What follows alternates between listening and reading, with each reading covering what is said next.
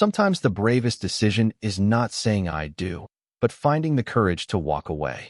Naomi Carter never imagined the most important choice of her life would arrive with a trembling heartbeat only minutes before she was supposed to become someone else's wife. The grand ballroom inside Boston's historic Fairmont Hotel shimmered beneath towering crystal chandeliers, while a string quartet played softly for more than 300 elegantly dressed guests. Every detail reflected perfection, from the white roses lining the aisle to the sparkling champagne glasses waiting for the celebration that everyone believed was inevitable. Naomi stood in the bridal suite wearing an exquisite ivory gown tailored only days before, yet the woman staring back at her in the mirror looked nothing like a bride filled with joy. Her reflection carried quiet exhaustion hidden beneath flawless makeup and carefully arranged curls. The wedding had never been her dream. It had become a promise made by people who believed family reputation mattered more than personal happiness. Her adoptive father insisted the marriage would rescue his struggling company from financial collapse. The wealthy Calloway family had offered a partnership that sounded like salvation, but everyone understood the real price was Naomi's future. She had smiled politely through weeks of rehearsals, interviews, and endless photographs, while silently hoping someone would notice she was disappearing behind expectations she had never chosen. No one did. Outside the suite, wedding coordinators hurried through the hallway checking schedules with perfect precision, unaware that every passing second pushed Naomi closer to a life she could no longer accept. She reached into the pocket hidden inside her gown and wrapped her fingers around a tiny silver necklace her late grandmother had once given her. The engraved words were almost worn away from years of being held whenever life became uncertain. They read, "Always choose the life you can respect." Naomi closed her eyes and took one slow breath. For the first time in months, the answer became unmistakably clear. She would disappoint powerful people. She would become tomorrow's biggest headline. She would probably lose everything she had worked so hard to protect. But she would not lose herself. Moments later, the ceremony began. Guests rose to their feet as the massive ballroom doors slowly opened. Naomi stepped into the glowing aisle with graceful composure while cameras captured every elegant movement. At the altar, Daniel Calloway waited confidently in an expensive tuxedo, smiling as though every part of the future had already been decided. The officiant welcomed the guests, and polite laughter floated through the ballroom. Naomi heard almost nothing. Her heartbeat drowned out every carefully chosen word. Then, halfway down the aisle, she noticed a security guard standing quietly near one of the marble columns. Unlike everyone else, he was not watching the ceremony with admiration. His calm blue eyes met hers for only a brief moment, yet something about his expression felt different. There was no judgment, no pressure, only quiet awareness. It was enough. Naomi suddenly stopped walking. Confused whispers spread across the ballroom. Before anyone could react, she gathered the courage she had been searching for her entire life, turned away from the altar, walked directly toward the surprised security guard, gently placed both hands against his face, and kissed him for a single unexpected moment. Gasps echoed beneath the chandeliers as every camera flash erupted at once. When she finally stepped back, she looked into his astonished eyes and whispered just loudly enough for only him to hear, "If you want to know why I did that, please help me disappear." The ballroom remained frozen in stunned silence for only a heartbeat before confusion swept through the crowd like a sudden storm. Naomi barely had time to lower her hands before the security guard responded with remarkable composure. Without asking unnecessary questions, he offered her a calm nod that somehow carried complete confidence. "Stay close to me," he said quietly. His voice was steady, measured, and reassuring. It was the first genuine comfort Naomi had heard all day. Within seconds, he guided her away from the center of attention through a discreet service hallway hidden behind elegant velvet curtains. Hotel employees stepped aside, assuming the security officer was following emergency protocol. Behind them, muffled voices echoed through the grand ballroom as guests struggled to understand what had just happened.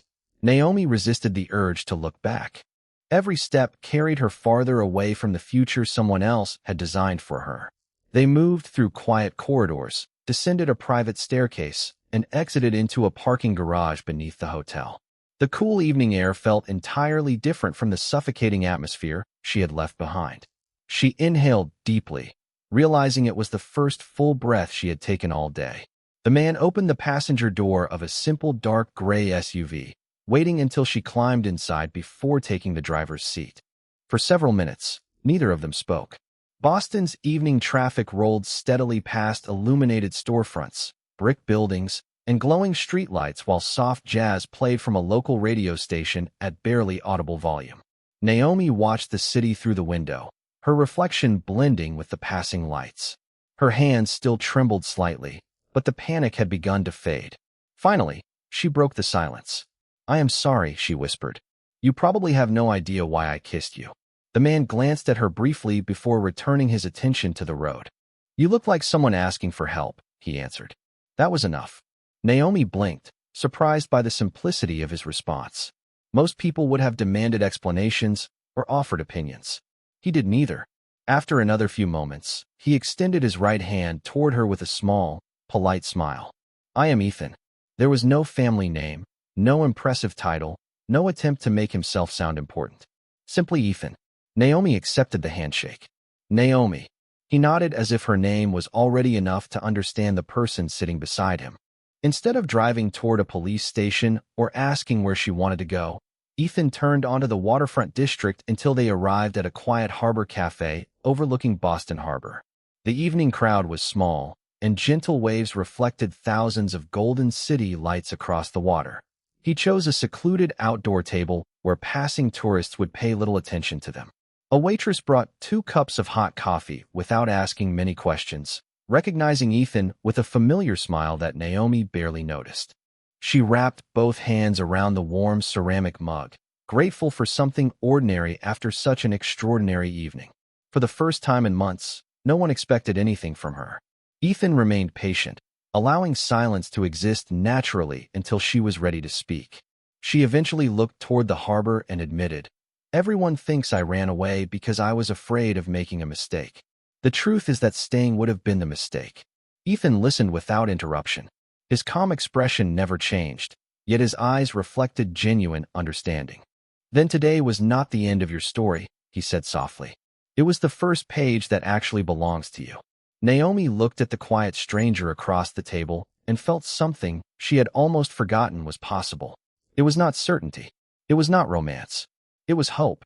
The following morning, Boston awakened beneath a sky washed in pale blue while Naomi Carter opened her eyes inside a quiet waterfront hotel room that Ethan had arranged through a trusted acquaintance.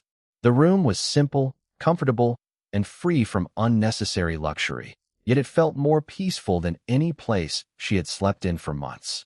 Her phone had remained switched off since the wedding because she already knew what waited behind the screen. Countless missed calls, desperate messages, breaking news alerts, and questions she was not ready to answer. Instead of reaching for the device, she walked toward the window overlooking Boston Harbor, where fishing boats drifted across calm water as the city slowly came alive. For the first time in years, the schedule of her day belonged entirely to her. A gentle knock interrupted her thoughts. When she opened the door, Ethan stood outside holding 2 paper coffee cups and a small white bakery bag.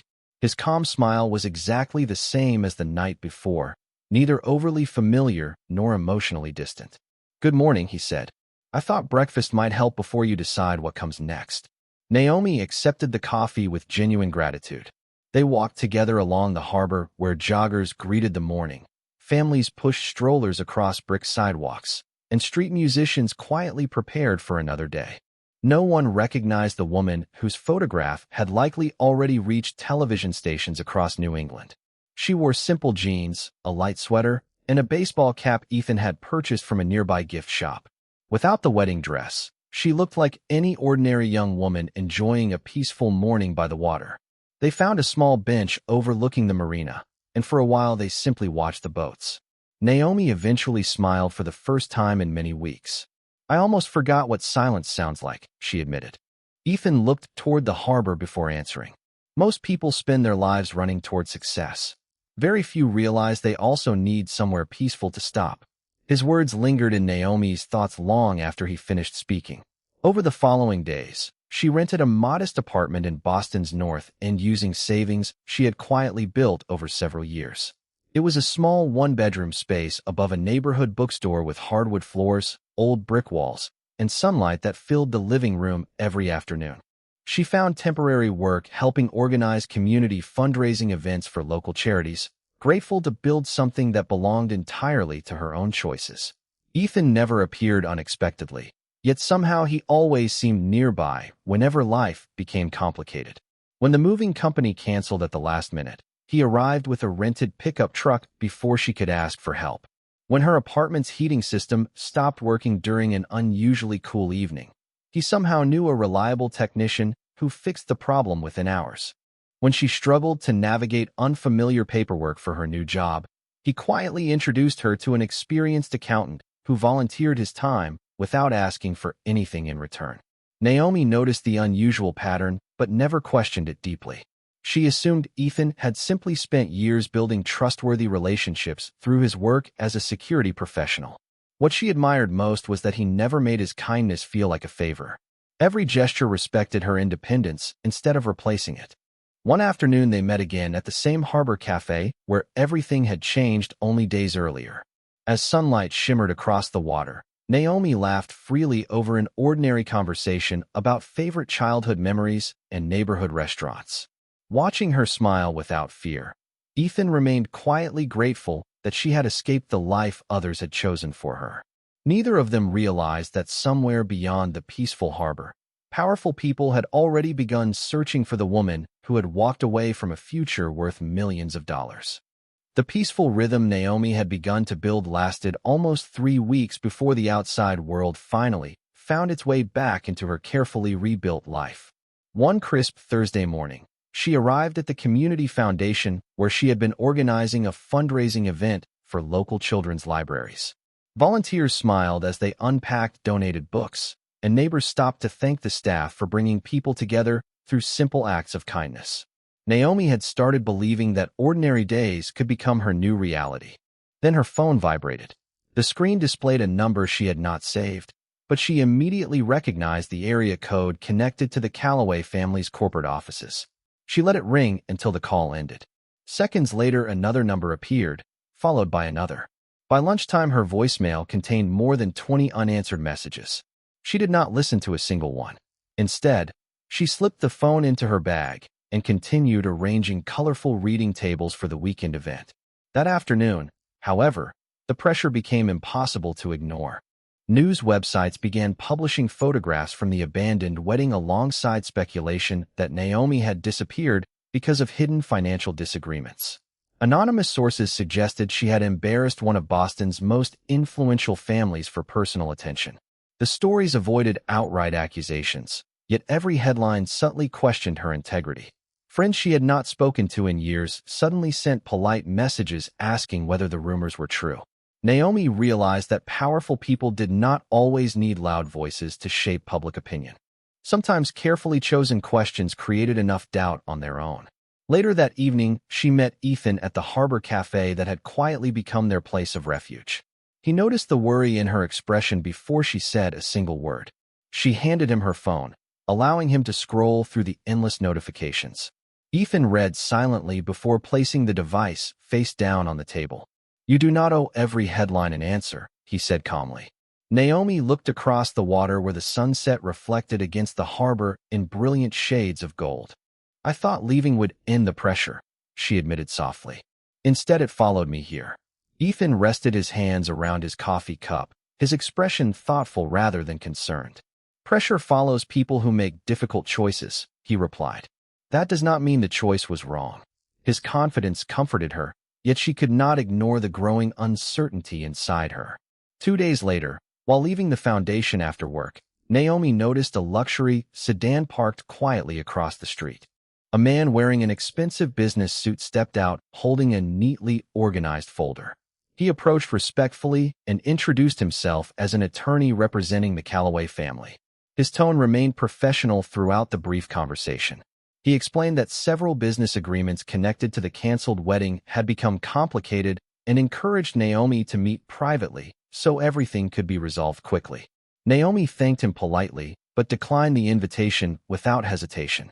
The attorney nodded with practiced courtesy before handing her a business card and wishing her a pleasant evening. There were no raised voices, no threats, and no dramatic confrontation, yet the message was unmistakably clear. The past had not forgotten her. From a discreet distance across the street, Ethan observed the entire exchange without interrupting. He waited until the attorney's vehicle disappeared before walking toward Naomi. She managed a small smile, trying to appear stronger than she felt. "I suppose peace was never going to last forever," she said quietly. Ethan looked toward the fading skyline before answering with complete certainty. "Peace is not something people give you," he said. "It is something you choose to protect." Naomi believed he was simply offering encouragement. She had no idea that while she fought to defend her future, Ethan had already begun making quiet decisions of his own, decisions that would soon reveal there was far more to the reserved security guard than anyone could possibly imagine. Monday morning arrived with unusually clear skies above downtown Boston, and Naomi began preparing for another fundraising meeting at the Community Foundation when her supervisor asked whether she could personally deliver several sponsorship documents to the headquarters of Whitmore Global before noon. The organization had recently received an unexpected charitable grant from the corporation, and the executive office had requested original signed paperwork rather than electronic copies. Naomi accepted without hesitation, grateful for the opportunity to contribute something meaningful. She had heard of Whitmore Global for years. Nearly every major community project in Boston seemed connected to its philanthropy in one way or another, yet she had never visited the company's headquarters. Just before 11 o'clock, she stepped out of a taxi onto the wide plaza outside an impressive glass skyscraper overlooking the Charles River. The building reflected the bright autumn sunlight like polished crystal, and hundreds of professionals moved confidently through the revolving doors. Inside, the spacious marble lobby felt elegant without appearing excessive. Large living trees, modern artwork, and natural light created an atmosphere built on quiet confidence rather than flashy wealth. Naomi approached the reception desk, introduced herself, and handed over the sealed envelope. The receptionist smiled warmly before asking her to wait a few minutes, because one final signature was required upstairs. Naomi settled into a comfortable chair overlooking the lobby while employees passed by in carefully tailored business attire. Everything about the building reflected discipline, respect, and remarkable organization. Suddenly, a subtle shift rippled through the entire lobby. Conversations softened. Receptionists straightened instinctively. Security personnel adjusted their posture without receiving instructions. Curious, Naomi glanced toward the main entrance just as a familiar dark gray SUV rolled quietly beneath the covered arrival area outside. The driver's door opened first. Her heartbeat slowed for an entirely different reason. Ethan stepped out wearing a perfectly tailored navy business suit instead of his usual black security uniform. His calm expression had not changed, yet everything else had. Before he even reached the entrance, senior executives were already waiting. As the glass doors opened automatically, several department leaders greeted him with genuine respect rather than formal obligation. One by one, they addressed him with quiet professionalism. "Good morning, Mr. Whitmore. The board is ready whenever you are. Your presentation has been prepared." Naomi stared in complete disbelief. No one greeted a security guard that way. Ethan acknowledged everyone with the same humble smile she had come to know during peaceful mornings beside the harbor. There was no arrogance in his posture, no attempt to display authority, only quiet confidence that seemed entirely natural. As he crossed the lobby, his eyes briefly met Naomi's. For the smallest fraction of a second, surprise flickered across his face before disappearing behind the same composed expression he always carried. He offered her a gentle nod, almost apologetic, before continuing toward the private executive elevators accompanied by the leadership team. Naomi remained frozen in her chair long after the elevator doors quietly closed. The receptionist noticed her expression and smiled kindly. "You have probably seen him in the news before," she said. "Mr. Ethan Whitmore keeps a very low public profile, but everyone here knows how fortunate we are to work with him. He built this company into one of the most respected businesses in the country, and somehow he still remembers every employee by name." Naomi could barely hear the rest of the explanation. Every quiet conversation at the harbor, every simple cup of coffee, every ordinary act of kindness suddenly took on an entirely different meaning. The man she believed was an ordinary security guard had never lied about his name.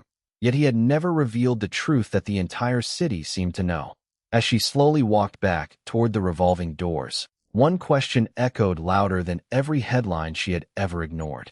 If Ethan had hidden something this extraordinary, what reason could possibly be important enough to keep living as someone the world believed he was not? Naomi left Whitmore Global carrying far more than an empty document envelope. Every step across the plaza felt strangely unreal as the image of Ethan walking confidently through the executive lobby replayed in her mind again and again.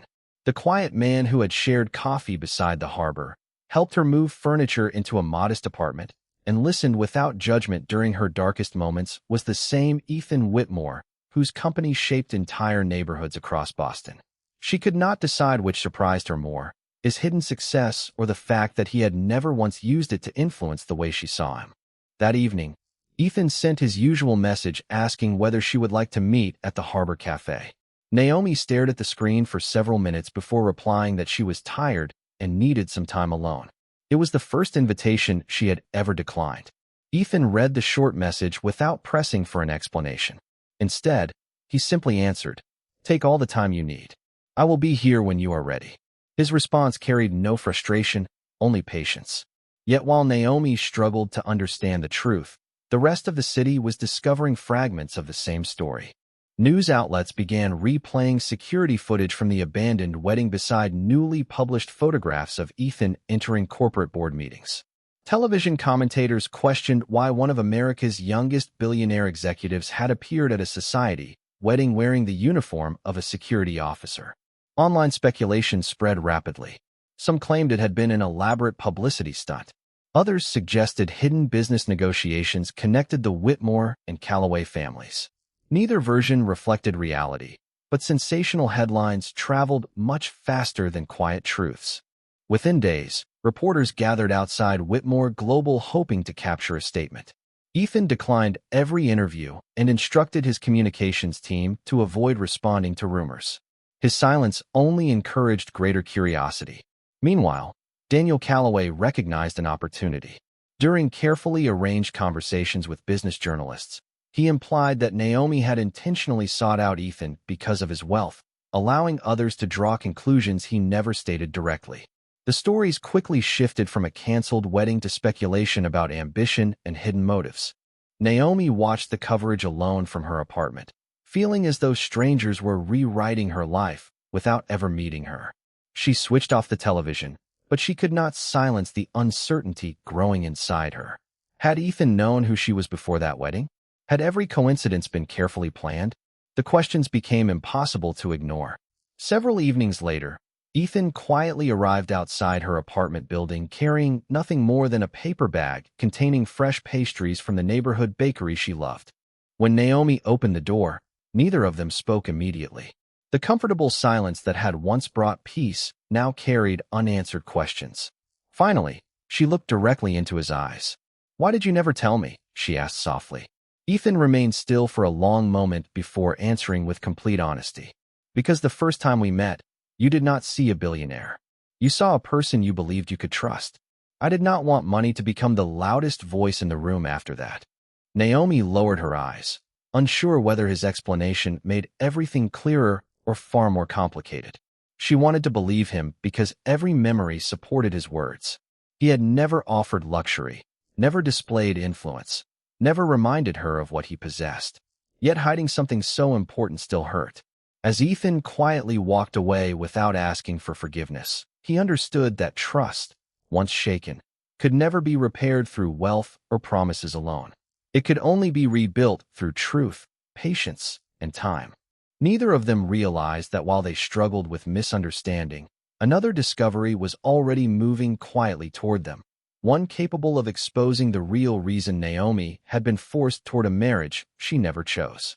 The following week unfolded beneath an atmosphere of growing uncertainty as Boston continued speculating about Naomi Carter and Ethan Whitmore, while neither of them offered a single public response.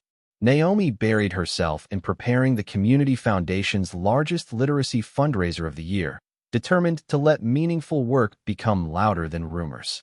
Every donated book she sorted, and every volunteer she welcomed reminded her that ordinary kindness still existed beyond newspaper headlines.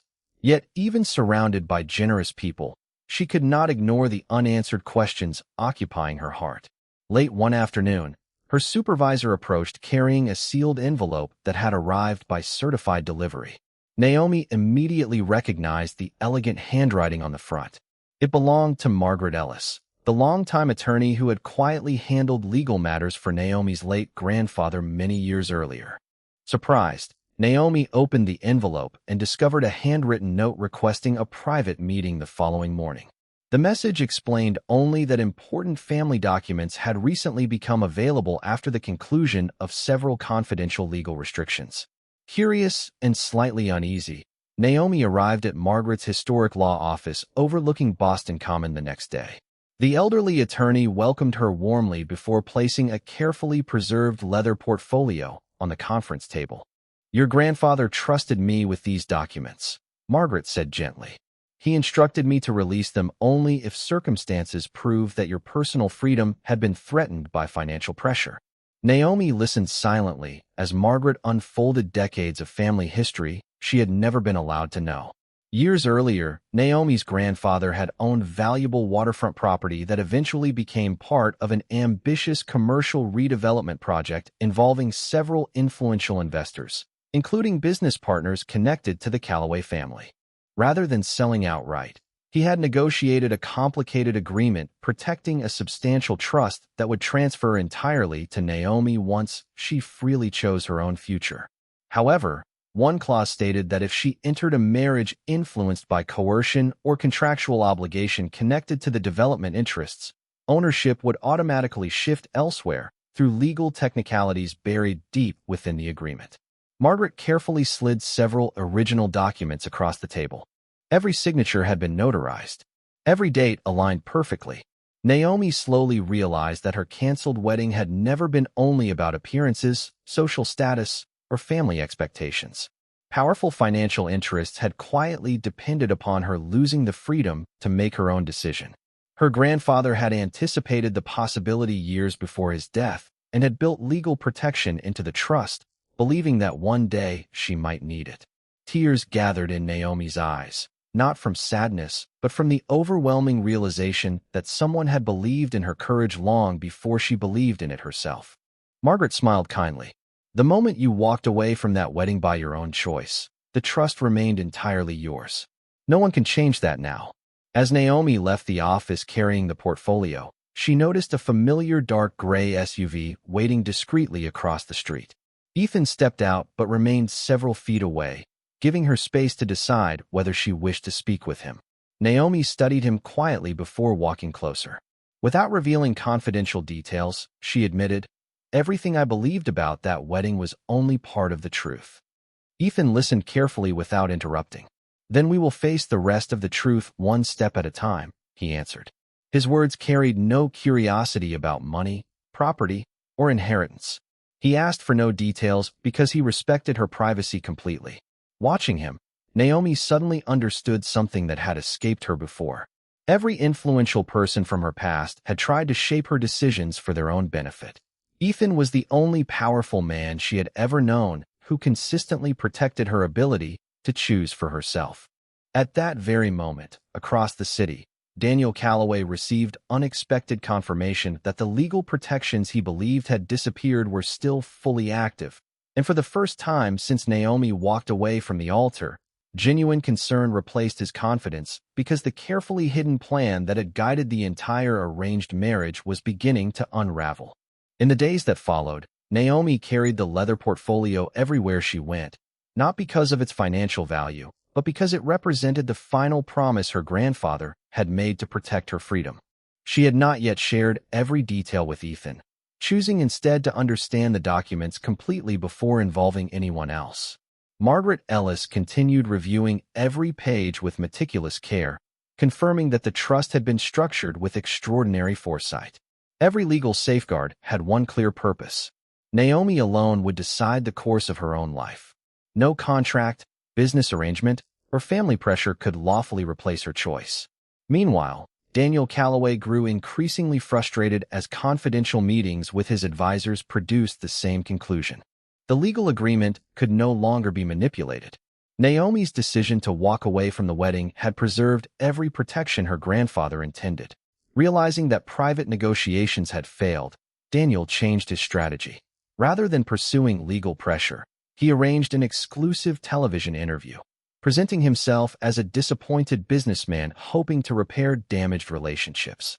Sitting beneath bright studio lights, he spoke calmly about responsibility, family honor, and public misunderstanding. Without directly accusing Naomi, he suggested that she had been influenced by people who benefited from creating unnecessary conflict. Although he never mentioned Ethan by name, the implication was obvious enough to ignite another wave of online speculation. Within hours, commentators debated every photograph and every rumor once again. Naomi watched only a few minutes before switching off the television. This time, however, she felt something different. The fear that once followed every headline had slowly been replaced by quiet clarity. She no longer needed strangers to define who she was.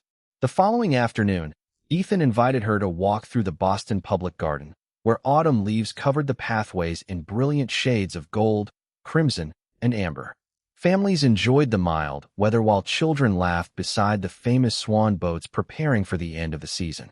The peaceful surroundings made the city's constant media attention feel wonderfully distant. They walked side by side without speaking until Naomi finally stopped beneath an old maple tree. She looked directly at Ethan, her expression calm but sincere. "I owe you an apology," she said softly. "When I learned who you really were, I questioned every moment we shared. I wondered if our friendship had been planned from the beginning." Ethan remained quiet, allowing her to finish. "Now I realize something important," she continued. "If you had wanted to impress me, you would have introduced yourself as a billionaire on the first day. Instead, you showed me kindness before I knew anything about your success."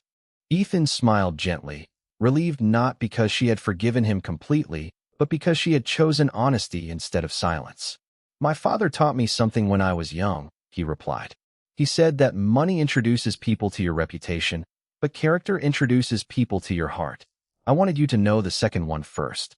Naomi lowered her eyes for a moment before laughing quietly. "You certainly made that lesson unforgettable."